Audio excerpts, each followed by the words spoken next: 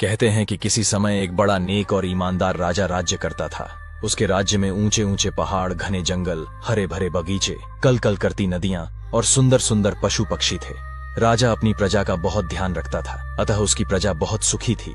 उसके राज्य में किसी चीज की कमी नहीं थी। राजा का परिवार बहुत छोटा था, एक रानी और एक राजकुमारी पाइप। राजा के कोई बेटा नहीं था, अतः रानी और राज्य के महामंत्री, सेनापति, राजगुरु आदि ने राजा को सुझाव दिया कि वह दूसरा विवाह कर ले, किंतु राजा ने उनकी बात नहीं मानी। राजा रानी को बहुत प्यार करता था और किसी भी कीमत पर दूसरा विवाह करना नहीं चाहता था। धीरे धीरे कई वर्ष बीत गए। राजा का जीवन बहुत सुखी था। उसकी बेटी अब बड़ी हो गई थी। राजकुमारी भी अपनी माँ के समान सहृदय, कोमल और अद्वितीय सुंदरी थी।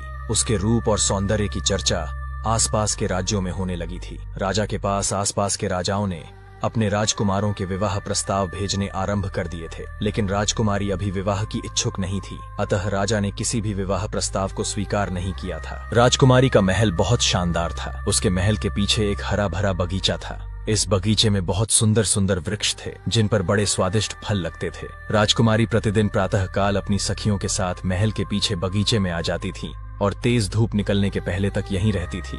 तेज धूप होते ही वह महल में आ जाती थी, क्योंकि बगीचे में टहलना राजकुमारी का सबसे प्रिय शौक था। राजकुमारी के महल के बगीचे में एक बावड़ी थी। इसका पानी बहुत साफ और स्वादिष्ट था। महल के लोग इसी बावड़ी का पानी पीते थे। बगीचे में टहलते टहलते जब राजकुमारी थक जाती थी तो इसी बावड़ी की मुंडेर पर बैठकर आराम करती थी। एक दिन प्रातः काल का समय था। राजकुमारी हमेशा की तरह महल के पीछे के बगीचे में टहल रही थी। उसके साथ उसकी दो सखियां भी थीं। अचानक राजकुमारी को लगा कि कहीं आसपास बहुत दुर्गंध है। उसने अपनी सखियों से दुर्गंध आने की बात कही और बावड़ी की मुंडेर पर आकर बैठ गई। मुंडेर पर बैठते ही राजकुमारी की तबीयत और खराब हो गई और वह अचेत हो गई। राजकुमारी के अचेत होते ही दोनों सखियां घबरा गईं। उन्होंने किसी तरह राजकुमारी को संभाला और उसे उठाकर महल के भीतर ले आईं। राजकुमारी की एक सेविका ने राजकुमारी के अचेत होने की खबर राजा को दी। राजा उस समय दरबार में था। उसे जैसे ही राजकुमारी के अचेत होने का समाचार मिला तो वह राजवैद्य को लेकर राजकुमारी के महल में आ गया। राजवैद्य ने राजकुमारी का परीक्षण किया। उसकी समझ में बस इतना आया कि राजकुमारी की बेहोशी का कारण कोई दुर्गंध है। राजकुमारी की सखियों ने भी राजा के सामने राजवैद्य को बताया कि राजकुमारी ने अचेत होने से पहले दुर्गंध की शिकायत की थी। राजा ने यह बात मालूम होते ही अपने कई सैनिकों को बुलाया और उन्हें दुर्गंध का कारण मालूम करने के लिए राजकुमारी के बगीचे में भेजा। सैनिकों ने बगीचे का चप्पा चप्पा छान मारा, लेकिन उन्हें कुछ भी नहीं मिला। अचानक एक सैनिक की दृष्टि मरे हुए एक मोटे तगड़े अधखाए चूहे पर पड़ी। इस चूहे से हल्की हल्की दुर्गंध भी आ रही थी। संभवतः रात को बिल्ली अथवा कोई पक्षी चूहा ले आया होगा और आधा खाकर राजकुमारी के बगीचे में छोड़ गया होगा। सेवकों ने तुरंत जाकर राजा को खबर दी। राजा ने शहर के बाहर चूहे को जलाकर जमीन में गाड़ने का हुक्म दिया और राजकुमारी के सिर पर स्नेह से हाथ फेरने लगे। दोपहर हो चुकी थी और राजकुमारी अभी तक अचेत थी। धीरे धीरे एक सप्ताह हो गया। राजकुमारी को अभी तक होश नहीं आया था। राजवैद्य उसे तरह तरह की औषधियां दे रहे थे, लेकिन उस पर किसी भी औषधि का कोई प्रभाव नहीं पड़ा था। राजा रानी और राज्य के सभी लोग बहुत दुखी थे और राजकुमारी के शीघ्र होश में आने के लिए ईश्वर से प्रार्थना कर रहे थे। इसी तरह एक सप्ताह और बीत गया, लेकिन राजकुमारी को होश नहीं आया। इस मध्य राजवैद्य ने अपने राज्य के अन्य वैद्यों तथा पड़ोसी राज्यों के वैद्यों को भी बुलाकर उनसे परामर्श किया और राजकुमारी को बहुत प्रभावशाली औषधियां दी, लेकिन सभी औषधियां बेअसर रहीं। राजा और रानी 2 सप्ताह से राजकुमारी के पास ही बैठे हुए थे। उनसे राजकुमारी की हालत देखी नहीं जा रही थी। राजकुमारी बिना कुछ खाए पिए 2 सप्ताह से अचेत पड़ी थी। राजवैद्य और उसके साथी वैद्यों की औषधियों को बेअसर होता देखकर राजा रानी की चिंता बढ़ती जा रही थी। उनकी समझ में नहीं आ रहा था कि क्या करें और क्या न करें। इसी तरह 1 महीना बीत गया। राजकुमारी अभी भी अचेत थी। उसका सुंदर गुलाबी चेहरा पीला पड़ गया था एवं आंखों के चारों ओर कालिमा सी छा गई थी। राजा रानी, राजवैद्य और उसके साथी वैद्य सभी हिम्मत हार चुके थे। अब सभी को केवल ईश्वर का सहारा रह गया था।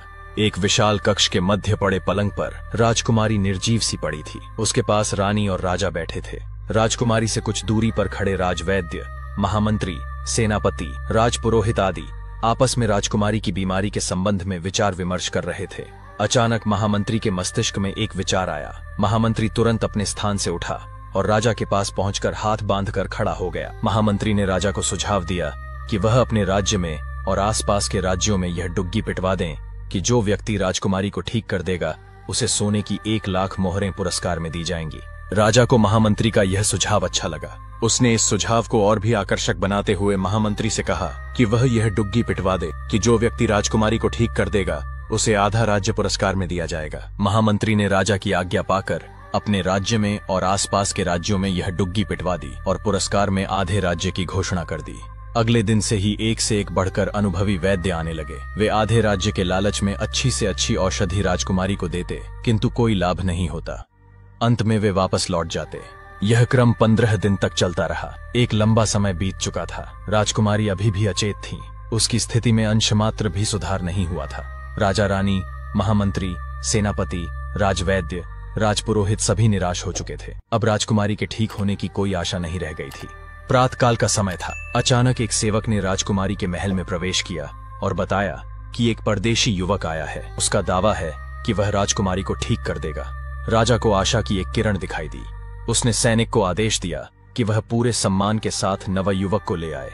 सैनिक ने राजा की आज्ञा का पालन किया और नवयुवक को महल के भीतर ले आया। राजा ने नवयुवक को देखा तो देखता ही रह गया।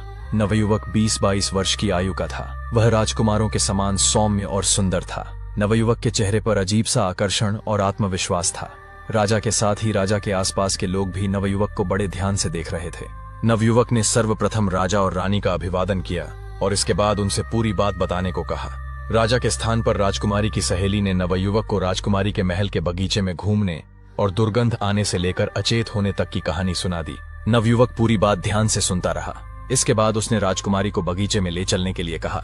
राजा ने नवयुवक से कुछ नहीं कहा। उसने राजकुमारी की सेविकाओं को आदेश दिया कि बगीचे में राजकुमारी के लिए आरामदायक बिस्तर लगाया जाए और फिर राजकुमारी को बगीचे में पहुंचाया जाए। राजा की आज्ञा का तुरंत पालन हुआ और बगीचे में शानदार बिस्तर लगा दिया गया। इसके बाद 4 सेविकाओं ने राजकुमारी को उठाकर बगीचे में पहुंचा दिया। नवयुवक ने राजकुमारी का बिस्तर एक वृक्ष के नीचे लगवाया था। बसंत के दिन थे। प्रातःकाल की हल्की हल्की धूप बहुत अच्छी लग रही थी। राजकुमारी एक वृक्ष के नीचे लगे बिस्तर पर अचेत पड़ी थी। उसके चारों ओर राजा रानी और राज्य के अन्य लोग खड़े थे। सभी की दृष्टि नवयुवक पर थी। अचानक नवयुवक ने दोनों आंखें बंद करके अपने हाथ आसमान की ओर उठाए और कुछ बुदबुदाने लगा। संभवतः वह ईश्वर की प्रार्थना कर रहा था। इसके बाद उसने अपने कपड़ों के भीतर से एक बांसुरी निकाली और बजाने लगा। अचानक एक चमत्कार हुआ। राजकुमारी जिस वृक्ष के नीचे लेटी थी वह सुगंधित फूलों से भर उठा और उसके फूल राजकुमारी पर गिरने लगे। अब नवयुवक बगीचे में घूम घूम कर बांसुरी बजाने लगा। वह बांसुरी बजाते हुए जिस वृक्ष के नीचे से गुजरता वह वृक्ष फूलों से लद जाता। इसी समय राजकुमारी को होश आ गया। वह उठकर बैठ गई और बगीचे में चारों ओर फैले हुए फूलों को आश्चर्य से देखने लगी। इसके पहले राजकुमारी अथवा किसी ने भी ऐसे फूल नहीं देखे थे। राजा रानी और राज्य के सभी लोग खुश हो गए। वे राजकुमारी के हालचाल पूछने लगे और नवयुवक को कुछ देर के लिए भूल से गए। जब उन्हें नवयुवक की याद आई तो वह जा चुका था। राजा और उसके सेवकों ने नवयुवक को ढूंढने का बहुत प्रयास किया, किंतु वह नहीं मिला। अगले दिन सभी ने देखा राज्य के सारे वृक्षों पर रंग बिरंगे फूल खिले थे और उनकी सुगंध से पूरा वातावरण महक रहा था। कहते हैं कि यह नवयुवक प्रतिवर्ष बसंत में बांसुरी बजाता हुआ निकलता है। उसकी बांसुरी की आवाज से सभी वृक्ष फूलों से लद जाते हैं और चारों ओर मोहक सुगंध फैल जाती है। दोस्तों, उम्मीद है यह वीडियो आपको पसंद आई होगी। ऐसी ही वीडियो देखने के लिए हमारे चैनल को सब्सक्राइब करें।